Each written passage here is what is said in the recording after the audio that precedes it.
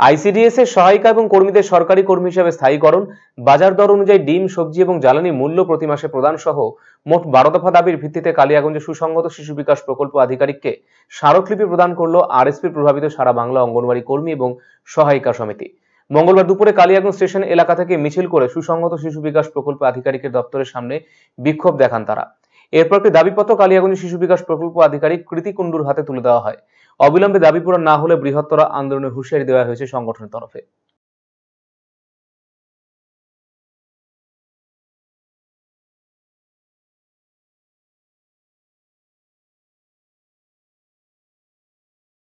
এখানে আজকে আমাদের বিক্ষোভ সমাবেশ এবং ডেপুটেশন এখানে উত্তর দিনাজপুরের কালিয়াগঞ্জ আইসিডিএস অফিসে সিডিপিও সাহেবের কাছে বিভিন্ন দাবি দাবা নিয়ে ডেপুটেশন। এই মুহূর্তে আমাদের যেটা একদম জ্বলন্ত সমস্যা এবং অসুবিধা, সেটা হচ্ছে যে আমরা নিয়মিত ডিম এবং সবজির পয়সাটা পাচ্ছি না। মিড ডে মিলটা চালাতে হয় আমাদের আইসিডিএস সেন্টারগুলোতে, সেখানে চালাতে গেলে মাসে মাসে যে মিড ডে মিলের খরচাটা হয় সেটা কর্মীদের চালাতে হয়।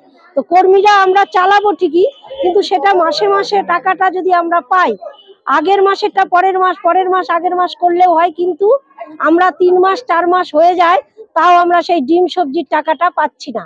এবং আমাদের যে সাম্মানিক ভাতা, আমাদেরকে যে অনারিয়ামটা দেওয়া হয় সম্মানের সঙ্গে, সেটা আমরা মনে করছি এই সময় এই পরিস্থিতিতে আমরা যেটা সম্মানের সঙ্গে পাচ্ছি না। আজকে আমাদের 12 দফা দাবি নিয়ে আজকের বিক্ষোভ সমাবেশ এবং ডেপুটেশন। দাবি দাবা যদি আমাদের আজকে মানা না হয়, আমরা এর চেয়ে আরো বৃহত্তর আন্দোলনে নামবো আগামী দিনে।